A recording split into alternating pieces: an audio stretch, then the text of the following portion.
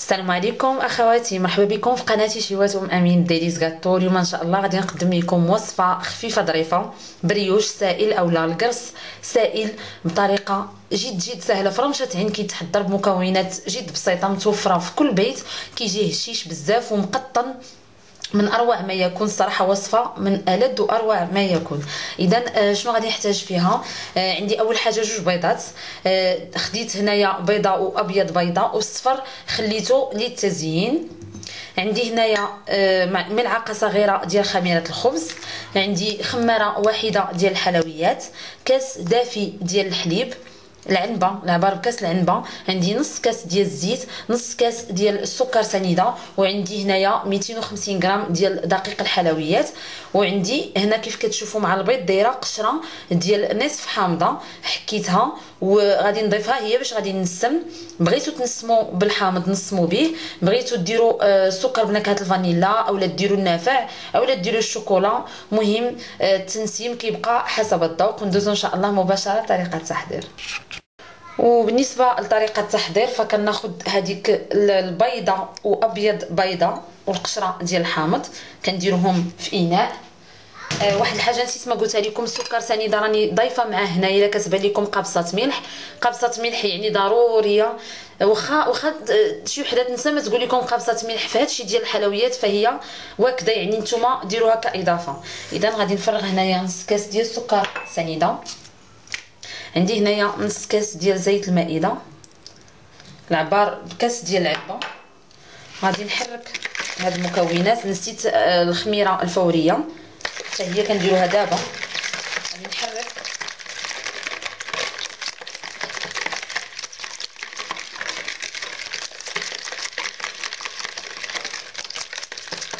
ما غاديش نطلعوا البيض فقط، غادي نحاولوا اننا نخلطوا هاد المكونات حتى تنسجم مع بعضياتها.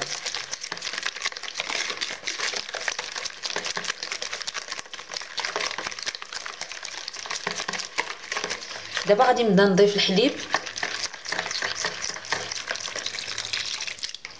دافي وانا كنحرك.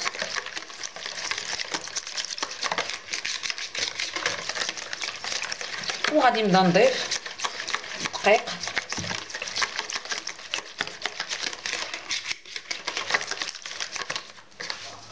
نجيب الصفايه. غادي نضيف كميه من الدقيق ماشي كله، كميه.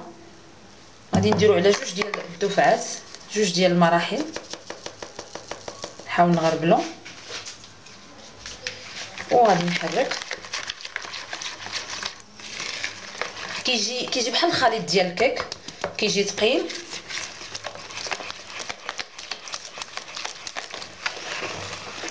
غادي نزيد الخليط باقي الدقيق كيف قلت لكم 250 غرام. هذا هو العبار اللي محتاجين.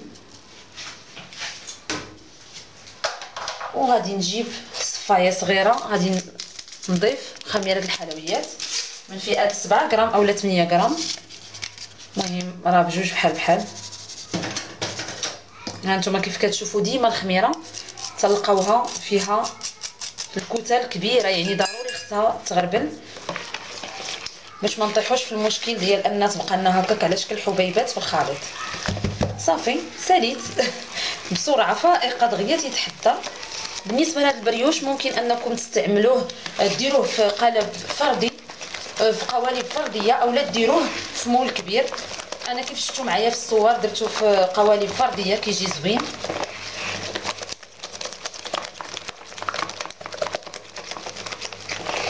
صافي انا هذا هو الخليط ديالي دابا واجد كيف كتشوفوا. الا كيبانوا لكم فيه هنايا حبيبات فقط هذاك راه القشره ديال الحامض. دابا غادي ناخذ هاد ليمول، هادو عندي كاينين صغار كاينين الكبار اللي متوفرين عندكم. غادي ندهنهم بالزبده ونرشهم بالدقيق ونرجع لكم باش نديروا فيهم الخليط ديالنا.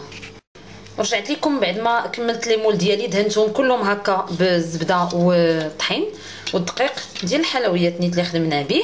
ها نتوما كيف كتشوفوا غادي ناخذ كل نكحز هادشي لهنا. غادي ناخذ كل وحده غادي ندير فيها ملعقه من الخليط ديال البريوش. ما عرفتش واش كيبان لكم ولا لا. الا عندكم كبار ديروا جوج، انا عندي هادو كبار شويه، غادي ندير فيهم جوج ديال الملاعق كبار عامرين.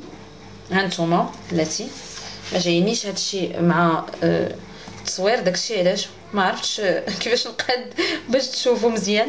كنتمنى ان يكون هادشي واضح. هانتوما كيف كتشوفوا ما كنعمروهاش بزاف لان مازال غادي نخليوها تخمر على جوج ديال المراحل. نحاول نكحز هادشي هكا ونجيب هذا صافي هكا مزيان. اذا هانتوما كيف كتشوفوا معايا هذا هو المول، غادي ندير فيه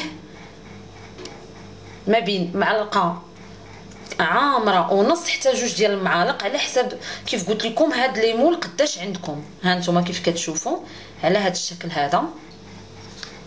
تنحاول نحركهم غير باش يشدوا الفورما ديالهم هكا، نحطهم جانبا. غادي نبقى مستمره تنعمر لي مول ديالي، تنعمرهم كاملين. غادي نخليهم يخمروا المره الاولى واحد ربع ساعه، غير شويه يضاعف الحجم ديالهم. غادي نتلاقاو داك الساعه باش نزينوهم بالصفر ديال البيضه والجنجلان اولا اي حاجه بغيتو تزينوا بها، جنجلان بيض اولا جنجلان صفر اللي متوفر عندكم. وغادي نعاودو نخليوهم يخمروا مره ثانيه. هادو تيخمروا جوج ديال المرات. صافي انا وليتكم واحد 4 ديال الوحدات. غادي نكمل خارج التصوير نعمرهم كاملين ونخليهم كيف قلت لكم يخمروا واحد ربع ساعه ونرجع لكم ان شاء الله باش نزينوهم. ورجعت لكم بعد ما خمر ليا البريوش ديالي المره الاولى. هانتوما كيف كتشوفوا انا راه بديت كنزينو، كناخذوا اصفر بيضه، كان هذاك اللي خلينا من الاول كندير معاه نقيطه ديال الخل، وعندي هنايا كميه من الجنجلان انا غادي نزين بالجنجلان. هانتوما كيف كتشوفوا كناخذ فرشات من الاحسن، يعني هذه ديال السيليكون كنت قلتها لكم من قبل.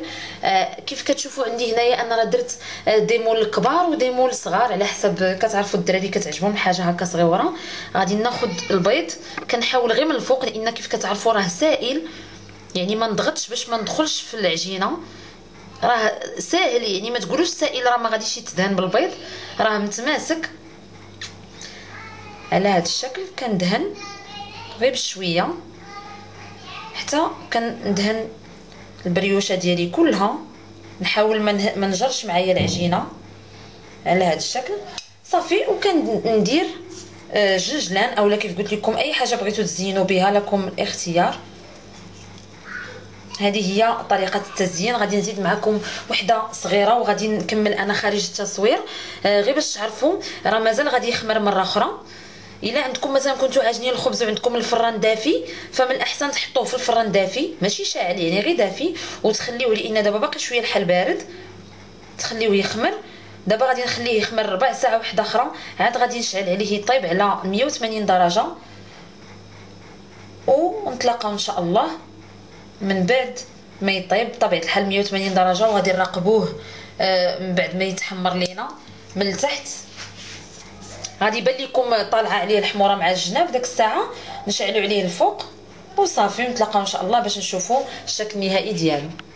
وهادو هما الكريصات ديالنا من بعد ما طابوا. كيف كتشوفوا معايا كيجيو اكثر من رائعين. هانتوما مفشفشين قطنيين من اروع ما يكون. نقطع معكم وحيده. هانتوما كيف كتشوفوا رائعين رائعين، ما معجنين ما حتى شي حاجه، بالعكس كيجيو مفشفشين. كنتمنى فعلا انكم تجربوا هذه الوصفه، من اسهل ما يكون دغيا تيتحضروا، وانا متاكده انها غادي تنال اعجابكم. وما تنساوش تخليوا لهذا الفيديو لي لايك، والناس اللي اول مره كيكتشفوا القناه ديالي كنقول لكم اشتركوا وفعلوا الجرس باش تبقاو توصلوا جديد الوصفات. مع السلامه.